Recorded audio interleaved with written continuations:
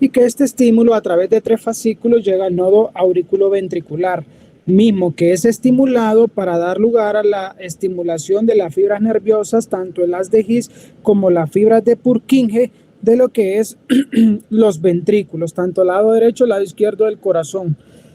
Esta parte es esencial recordarla porque sabemos que si el latido es sinusal, es decir, si nace desde lo que es la aurícula derecha, va a mandar la contracción auricular a producir la onda P, que representa la despolarización de la aurícula, o mejor dicho, la contracción auricular.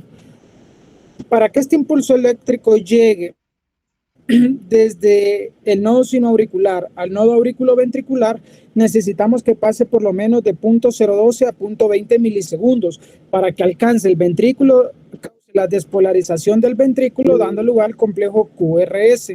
Luego de haber dado lugar al complejo QRS, que representa la contracción ventricular, va un tiempo de repolarización donde está la onda T, para que luego de la onda T iniciar nuevamente cualquier ciclo cardíaco. Este es el ciclo cardíaco normal y esta es la conducción eléctrica del corazón durante un ciclo cardíaco.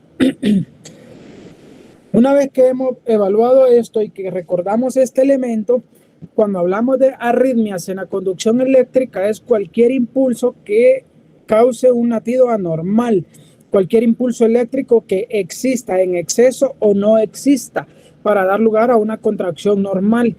Una arritmia puede surgir porque hay un foco que no es el nodo sinoauricular y no es el nodo AB, que está enviando un impulso eléctrico anómalo y el corazón y está enviando órdenes al corazón para que se contraiga cuando no es el momento del ciclo específico.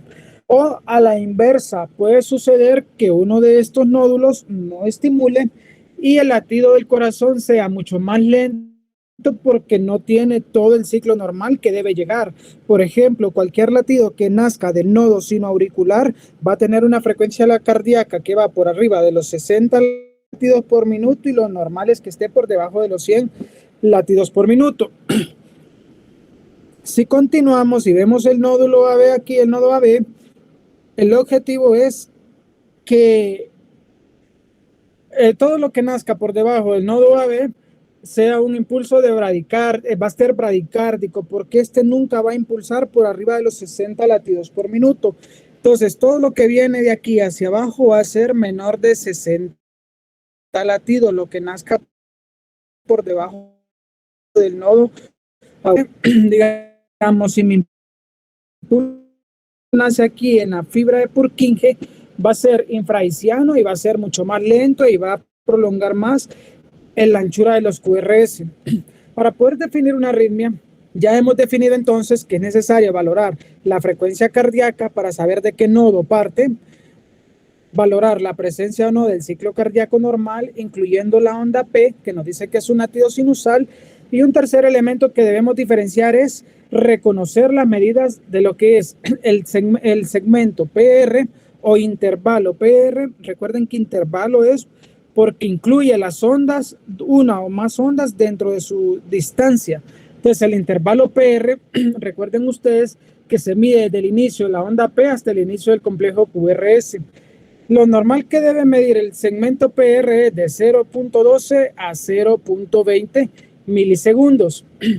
Luego tenemos el QRS, donde el QRS debe tener una anchura que no sobrepase los 0.12 milisegundos ni sea más angosto que 0.08. Y luego la prolongación del QT. QT mayores a 0.42 más menos 10 en un hombre es prolongado. 43 más menos 10 en una mujer es QT prolongado. ¿Por qué es importante reconocer estas medidas? Porque si yo identifico en mi electrocardiograma un segmento PR que dura menos de 0.12, quiere decir que desde que se despolariza la aurícula hasta que se despolariza el ventrículo hay menos de 0.12 milisegundos y eso significa que hay preexcitación. Va muy rápido, muy acelerado el latido cardíaco. A la inversa, cualquier latido que mida más de 0.20 el PR me está indicando a mí que es muy lento en llegar el impulso eléctrico desde la aurícula hasta el ventrículo. Y es ahí donde podemos empezar a observar lo denominado, lo que se denomina como bloqueo auriculoventricular. Entonces, por eso es importante que recordemos estas medidas. Luego de esto, también es importante que reconozcamos que si el QRS mide de 0.08 a 0.12 es un QRS angosto, pero si mi QRS mide más de 0.12 se denomina QRS ancho, ¿de acuerdo? Entonces, una vez que hemos visto el PR, el QRS y cómo es el sistema de conducción, vamos a empezar a hablar un poco de las arritmias. Las arritmias pueden ser de tipo arritmia sinusal, donde el electrocardiograma va a llevar un ritmo sinusal, que recordando el ritmo sinusal es porque está dado por una onda P en el ciclo cardíaco y tiene variaciones cíclicas en el intervalo RR. ¿Qué quiere decir esto? Que todas las ondas, todos los complejos QRS van a ir precedidos por una onda P, pero la distancia de un QRS a otro puede variar y lo mismo de un QRS a otro. Es decir, no llevan la misma distancia ni la misma velocidad los QRS, pero es sinusal porque tiene onda P. Eso es arritmia sinusal. Lo vemos con mucha mayor frecuencia en el caso de los jóvenes, por ejemplo, de pacientes jóvenes, deportistas. Es una causa frecuente de verlo. Luego de esto tenemos las bradiarritmias, que es cualquier frecuencia cardíaca menor a 60 latidos por minuto, como ya les explicaba. Y la taquiarritmia, que es cualquier ritmo que supere los 100 latidos por minuto. Veamos la ejemplificación de esto. Si vemos este trazo electrocardiográfico en una derivación 2, recuerden que la derivación 2 es la mejor para ver la onda P, pues podemos observar que aquí tenemos un paciente que tiene un latido cardíaco de 300, 150, 175 latidos por minuto. Aparte de estar entre lo normal, es decir, mayor de 60, menor a 100, entonces sabemos que este es un latido cardíaco sinusal. Y aquí tenemos la onda P. Esto nos dice que es un latido cardíaco normal y aquí tenemos la onda P, lo que nos va a decir que el ritmo cardíaco es sinusal. Luego de que el ritmo cardíaco sea sinusal, entonces vamos a ver, esto es un ritmo normal y sinusal. Luego tenemos acá otro latido cardíaco donde vamos a ver, lo primero que vamos a ver es la frecuencia. Tenemos un paciente que en este electrocardiograma tiene 300, 150, 100, más o menos 100, 150, 100, más o menos 140 latidos por minuto. Eso está por arriba de los 100 latidos por minuto. Por lo tanto, nos estamos encontrando con un paciente con taquicardia sinusal. De acuerdo, ¿por qué es taquicardia? Porque mide más de 100 y es sinusal porque tiene la onda P. Veamos este otro ejemplo. Aquí tenemos el segmento QRS, aquí tenemos el otro QRS y tenemos 300, 150, 100, 75, 60, 50. Tenemos aproximadamente 47 latidos por minuto. Eso está por debajo de 60, por ende ya sabemos que es una bradicardia. ¿Y cómo sabemos que es sinusal? Porque vemos la onda P. Entonces esto determina que es una bradicardia sinusal.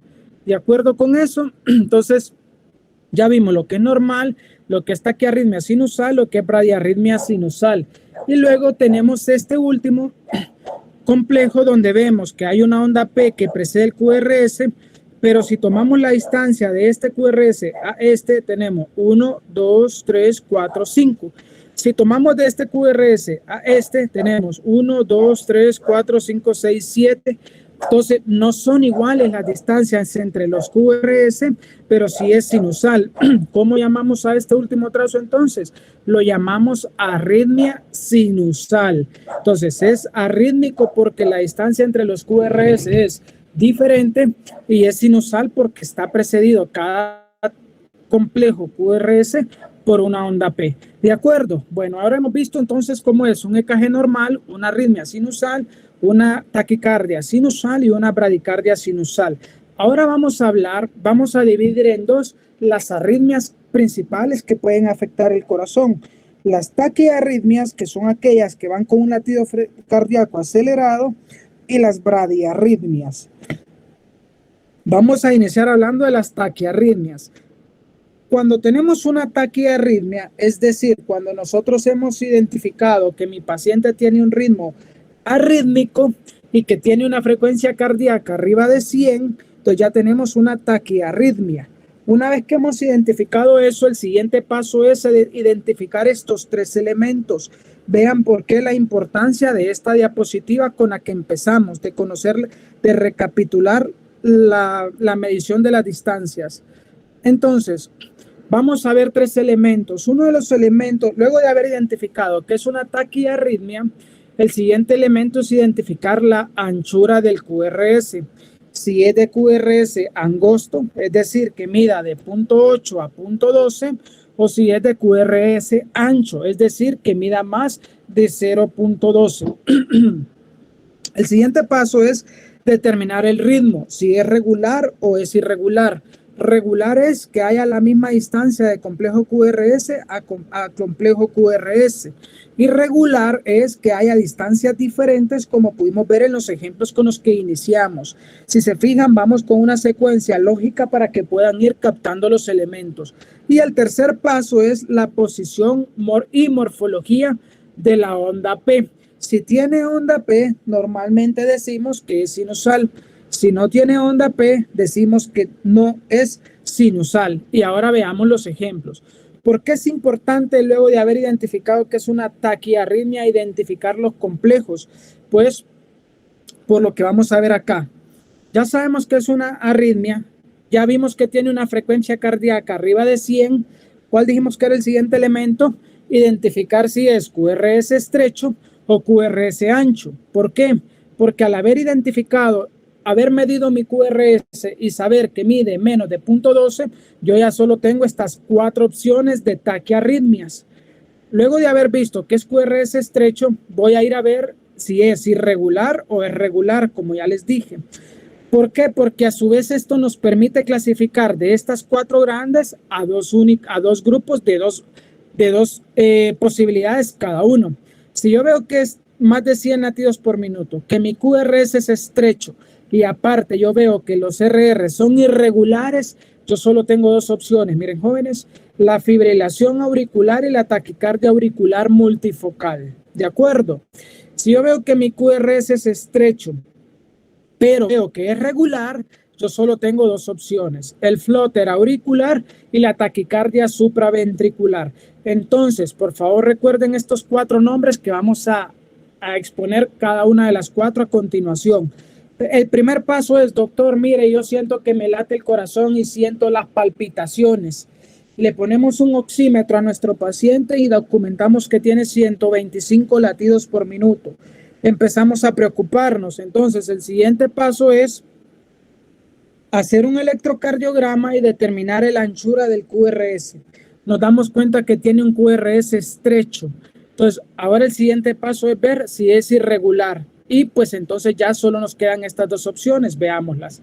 ¿En qué consiste la fibrilación auricular? Bueno, y recuerden que les dije, luego de todos estos elementos que vimos acá, la frecuencia, el QRS es ancho o estrecho, la regularidad o irregularidad, recuerden que el tercer elemento que teníamos que ver era la posición y la morfología de la onda P. ¿Por qué?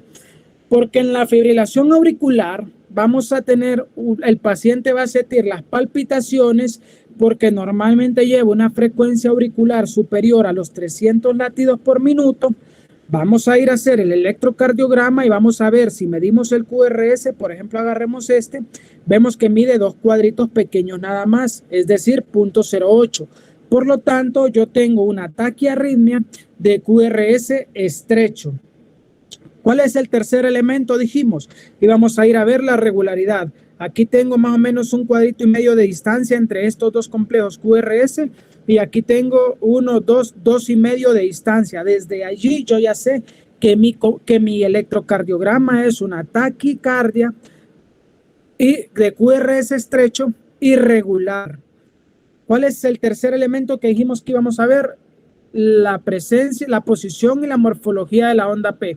Si tengo una taquiarritmia irregular, sin presencia de onda P, que es el elemento, digamos, del que partimos, decimos entonces que es una fibrilación auricular.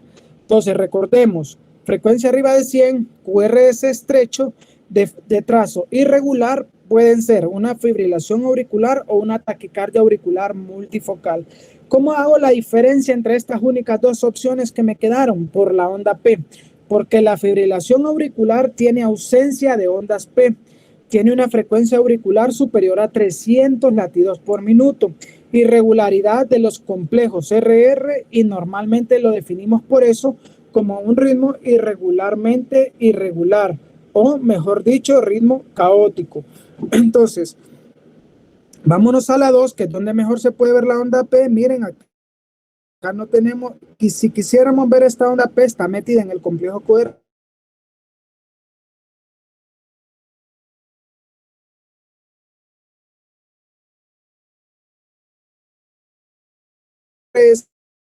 P no tenemos un cedido, porque no existe la onda RS estrecho supera los 100 latidos por minuto. Entonces, en este caso yo digo que tengo por eso una fibrilación auricular, porque cumple estos elementos.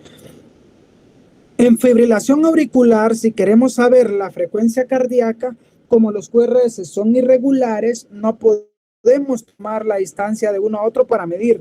En este caso, lo que debemos hacer es, en el trazo de ritmo, que es la derivación 2 que siempre les he dicho, tomamos el primer QRS y empezamos a contar los cuadritos grandes. Un cuadrito, dos cuadritos, tres cuadritos, 5 cuadritos, y contamos hasta llegar a 30 cuadritos. Una vez que hemos llegado a 30 cuadritos, contamos cuántos QRS hay en esos 30 cuadritos. Supongamos que aquí hay 30 cuadritos. Tenemos un QRS, dos QRS, 3, 4, 5, 6, 7, 8, 9, 10, 11, 12, 13, 14.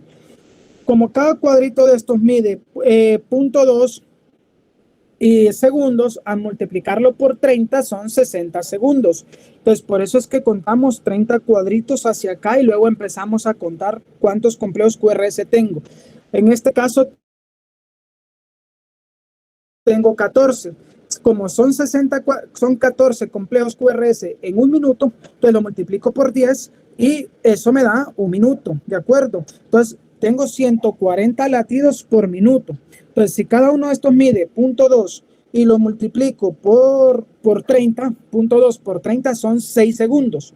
Y al multiplicar entonces eso por 10 son 60 segundos. Entonces, por eso mido el total de QRS que tenga, lo multiplico por 10 y me va a dar la frecuencia cardíaca de mi paciente. Así se hace en cuando hay arritmias. Eso es importante que lo sepan. Dijimos que las dos opciones cuando el QRS es estrecho y es irregular era la fibrilación auricular o la taquicardia auricular multifocal. ¿Cuál es la diferencia? Que la taquicardia auricular multifocal sí tiene ondas P, miren, jóvenes, y de hecho esa es la característica.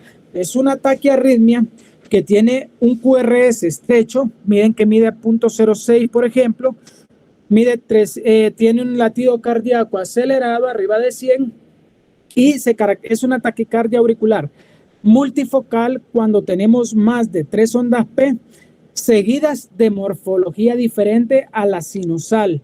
¿Qué quiere decir esto? Que tengo esta onda P que es la sinusal y las 3 siguientes ondas P que yo veo tienen morfología diferente.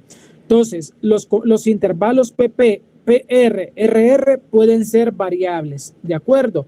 Entonces, tengo una arritmia que mide más de 100 latidos por minuto, que tiene un QRS estrecho y que puede ser irregular como es este caso. ¿Por qué no es una fibrilación auricular? Porque tiene ondas P. Entonces, si tiene ondas P y es QRS estrecho y taquiarritmia, ¿qué opción me queda? La taquicardia auricular multifocal. ¿Qué define la taquicardia auricular multifocal? La presencia de 3 ondas P después de la sinusal de morfología diferente, como podemos ver en el ejemplo, ¿de acuerdo? Entonces, esas dos ya las diferenciamos. Ya aprendimos a definir fibrilación auricular y TAN, y ya aprendimos a hacer la diferencia de ellas. Ahora nos vamos para las otras dos opciones que nos quedan en los QRS estrechos, y son aquellas dos taquiarritmias que presentan un complejo RR regular. ¿Cuáles son? El flóter auricular y la taquicardia supraventricular. El flóter es sumamente fácil de distinguir porque normalmente tiene lo que es el patrón de dientes de sierra u ondas F. Recuerden que la fibrilación auricular tiene una frecuencia auricular por arriba de los 300 latidos. El flóter, la máxima va a ser de 300, frecuencia auricular, ¿verdad, jóvenes? Y la característica es que habitualmente los intervalos R son constantes. Miren, aunque la morfología del QRS sea variable. Entonces, ¿qué es un flóter auricular? Fíjense que lo distinguimos bien fácil.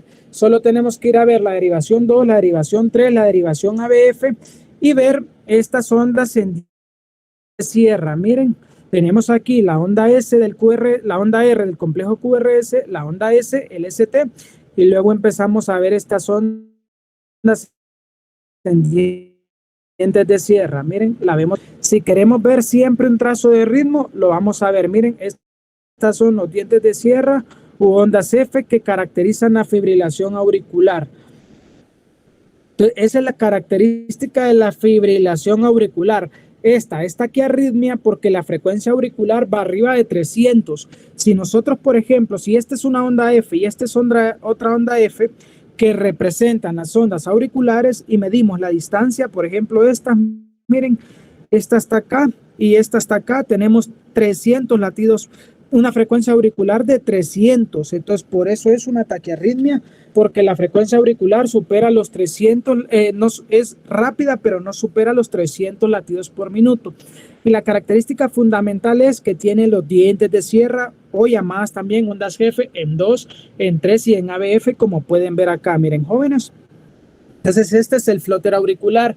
QRS estrecho o que no supera los .12. Y la diferencia entre las dos primeras que vimos es que los intervalos RR son constantes. En ese grupo de la regularidad del RR solo teníamos dos, el flóter y la taquicardia supraventricular. Entonces ahora vamos a ver, ya vimos el flóter con las dientes de sierra o las ondas F, ahora vamos a ver el otra taquiarritmia de QRS estrecho regular. ¿Cuál es? La taquicardia supraventricular. Entonces por eso es importante que partan de ver la regularidad o la irregularidad para clasificarlo en dos. Entonces, primero tenemos 8 grandes opciones. Al clasificarlo de acuerdo a la anchura del QRS, nos quedamos solo con 4. Y al clasificar la regularidad o la irregularidad del RR, nos quedamos solo con 2 en cada casilla. Entonces, ahora vamos a ver la cuarta, que es la taquicardia supraventricular. Y la vemos acá. ¿Cuál es la característica de la taquicardia supraventricular? Primero, pues como ya vimos, es una taquiarritmia de QRS estrecho regular. Y esta, miren, la característica esencial es que tiene ausencia de las ondas P. Esta es la arritmia, la taquiarritmia más común que vamos a encontrar y muchas veces, jóvenes, no tiene una causa maligna, es decir, no se debe a una patología maligna cardíaca. Muchos jóvenes pueden tener taquiarritmias porque tienen focos de excitación ectópicos que les puede desencadenar taquiarritmias. Hay 8 mecanismos para que se presenten taquicardias supraventriculares. Pues esta es normalmente no representa una enfermedad del corazón, es la más común en los jóvenes y la van a ver con mucha frecuencia en la mesa. Hay zonas que tratamos de resolver en algunos casos con la utilización de adenosina. Entonces, característica, como dijimos, es una taquiarritmia. Tiene, miren acá, 300, 150, 100, tenemos de 150 a 100 por 520, tenemos más o menos acá tenemos más o menos 150, 170, 190, 200, 230 latidos por minuto. Entonces ya supera los 100. El QRS, ¿cómo está, doctor? Miren, apenas mide 0.07, 0.08, es estrecho. ¿Cómo está la distancia entre los RR, doctor? Está regular. Miren, si miden la distancia de uno al otro es completamente regular. Entonces, doctor, ahí solo me quedan dos opciones, el flóter auricular o la taquicardia supraventricular. ¿Cuál es la diferencia? Voy a ir a buscar los dientes de sierra. Definitivamente no los veo y en lugar de no ver dientes de sierra, veo que hay ausencia de las ondas P. Entonces esta es una taquicardia supraventricular. ¿Por qué? Porque esos son los criterios. RR regular, ausencia de onda P, y QRS de morfología estrecha y normal, con una frecuencia cardíaca arriba de 100. Bueno, acabamos de terminar de ver las cuatro clasificaciones de QRS estrecho. Ahora nos pasamos, luego de haber visto que tiene taquicardia, vamos a ir a ver el QRS ancho. Si vemos un QRS ancho, lo mismo, ¿es regular o es irregular? Si es irregular, puede ser una fibrilación auricular con un bloqueo de rama del haz de His o una taquicardia ventricular polimórfica. Si es regular, puede ser una taquicardia monomórfica o una taquicardia supraventricular más bloqueo de rama del haz de His o una vía accesoria. Pero aquí nos vamos a centrar en 3 ritmos. ¿Por qué? Porque son los ritmos que aprendemos cuando vemos defibrilación cardíaca. ¿Ok? Entonces, cuando nosotros vemos defibrilación cardíaca, es importante tomar en cuenta esto. QRS ancho, tenemos que identificar las que son taquicardias ventriculares, porque recuerden que las taquicardias ventriculares que no tienen pulso se deben cardiovertir. Entonces, ¿cuáles son los ritmos de taquicardia ventricular que podemos encontrar? La polimorfa, que como su nombre lo dice, tiene muchas morfologías. La monomórfica, que como su nombre lo dice, tiene una única morfología. Y la fibrilación ventricular. Empecemos con la polimórfica, donde podemos encontrar la denominada torsada de puntas o torsada de points, cuya principal causa es los trastornos electrolíticos, sobre todo la depresión de magnesio. Por eso es la arritmia más común que encontramos en los pacientes que cursan en los alcohólicos, por ejemplo. Los pacientes con alcoholismo crónico normalmente tienen depresión de electrolitos y de nutrientes y por eso tienden a presentar en esta arritmia. Se revierte con aplicación de sulfato de magnesio. Torsada de Points. La característica, como ya les dije, es que es de QRS ancho, de forma y duración distinta porque es polimórfica y como es una taquiarritmia mide más de 100 latidos por minuto. Pues esta es la taquiarritmia con QRS ancho que es irregular, la taquicardia ventricular polimórfica. Miren, por ejemplo, agarremos la derivación B2. Vemos que tenemos un QRS de una manera, vemos que tenemos otro QRS mucho más pequeño, uno que es más pequeño pero más ancho, uno que es más ancho pero más alto, uno que incluso tiene mellada la cúspide, otro que es más ancho pero menos mellada la cúspide, otro que tiene menor amplitud pero mayor mellada la cúspide, otro que es más ancho pero con una cúspide más mellada y así se van desencadenando. Entonces ustedes ven un trazo electrocardiográfico donde solo logran ver QRS, los cuales son anchos y no tienen una única morfología. Entonces esto es una taquicardia ventricular de QRS ancho y regular. Es una taquicardia ventricular polimórfica de muchas formas. Tenemos también lo que es la taquicardia ventricular monomórfica. Esta pues entra dentro de las categorías de QRS ancho, pero de un RR regular, es decir, está en esta línea de abajo. Miren la taquicardia ventricular monomórfica. Aparte de tener estos dos criterios, su frecuencia es arriba de 100 y la característica principal por lo que se llama monomórfica es que el QRS tiene la misma forma y la misma duración. Miren, agarremos por ejemplo aquí B3, miren, todos los QRS tenemos este, igualito a este, idéntico a este, parecido a este, semejante a este y igualito al primero. Entonces todos son iguales, miren, este es igual a este y este es igual a este y este es igual a este, a este, a este y a este. Entonces todos son iguales, miren. Entonces, ¿cómo se caracteriza? Porque tiene más de 100 latidos por minuto, el paciente siente las palpitaciones, el QRS es ancho, miramos acá por ejemplo en 2 el QRS, 1, 2, 3, 4, 5, casi 6 cuadritos, ¿de acuerdo? Entonces ya desde ahí tenemos un QRS que supera los .12. Tiene un RR regular, es decir, la misma distancia de uno a otro y tiene la misma forma y morfología, ¿de acuerdo? Entonces esto es importante y esta es la taquicardia ventricular monomórfica. Ya sea esta o esta, que es monomórfica, esta parte de acá, miren, o esta que encuentren, si la encuentran sin pulso, jóvenes, tienen que cardiovertir. Y la otra que cardiovierten, que forma parte de las taquiarritmias de QRS ancho, pero también se diferencia porque es irregular, es la fibrilación ventricular. Esto quiere decir, jóvenes, imagínense un ventrículo izquierdo donde hay cientos de latidos de impulsos eléctricos naciendo desde el ventrículo y cada uno va por una dirección diferente a los otros 100. Entonces es un caos, el ventrículo está aturdido, hay mucha corriente eléctrica, pero obviamente el ventrículo no puede obedecer a ninguno de estos, por lo tanto solo está como temblando, pero no tiene la capacidad de contraerse. Por eso es una arritmia mortal, porque el paciente no puede contraer el ventrículo izquierdo. No se diferencia bien cada onda, son de irregulares y morfología, son de morfología y ondas irregulares, y es un ritmo también caótico. Miren, todas son diferentes y esta es una fibrilación ventricular, y cuando la tengan frente a ustedes el paciente está a punto de morir si no hacemos una descarga eléctrica. ¿Qué hace la descarga eléctrica?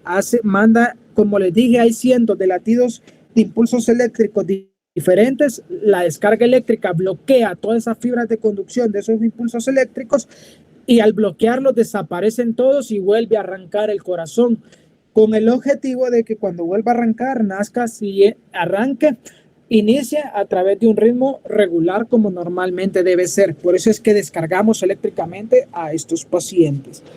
Y con esto, señores, terminamos lo que es las taquiarritmias, las frecuencias cardíacas arriba de 100. Y ahora borremos el chip en esta parte y pasemos a las bradiarritmias, que son aquellas que tienen menos de 60 latidos por minuto. Vamos a hablar de los bloqueos cardíacos. Como sabemos, ya les expliqué esto, el nódulo sinoauricular, los 3 fascículos que llevan el impulso al nodo auriculoventricular y el fascículo que lleva el impulso eléctrico hacia el corazón, hacia la aurícula izquierda. Del nodo AB nace el impulso eléctrico, como pueden ver acá, que sigue hacia las de His y luego hacia las fibras de Purkinje de cada ventrículo respectivamente. Cuando hablamos de un bloqueo AB es que no se pierde la comunicación que existe desde el nodo sinoauricular hacia el nodo auriculoventricular, o al menos si no se pierde, esta deja de ser normal. Y aquí tenemos 4 posibilidades, pero son bien fáciles de identificar. Primero que nada, vamos a hablar entonces del bloqueo AB de primer grado. Normalmente tienen un latido cardíaco que va por debajo de los 60 latidos por minuto, pero la característica del bloqueo AB de primer grado y lo que le hace diferente a los otros 3 bloqueos que vamos a ver es que este tiene todas las ondas P conducen hacia un QRS. Y entonces, doctor, ¿por qué es un bloqueo AB? Porque el PR, la distancia es superior a 0.20 segundos. Entonces aquí volvemos a la importancia de esta diagráfica. PR de 0.12 a 0.20 es lo normal. Si miden menos de 0.12, es decir, por ejemplo, 0.8, estamos hablando de un síndrome de preexcitación. Y si mide arriba de 0.20, estamos hablando entonces de que está retrasado el impulso eléctrico de la aurícula al ventrículo, por eso es un bloqueo AB. Y el de primer grado, la característica es esa, que el PR es superior a los 0.20 segundos, la distancia en todos los PR se mantiene constante y todas las ondas P conducen a un QRS. Veamos acá, por ejemplo, tenemos acá, vámonos a la derivación. La onda P se ve bien, cuadritos, 4 cuadritos, 5 cuadritos, 6 cuadritos, 7 cuadritos. 7 por 0.04 son 0.28. Supera los 0, tenemos 1.20.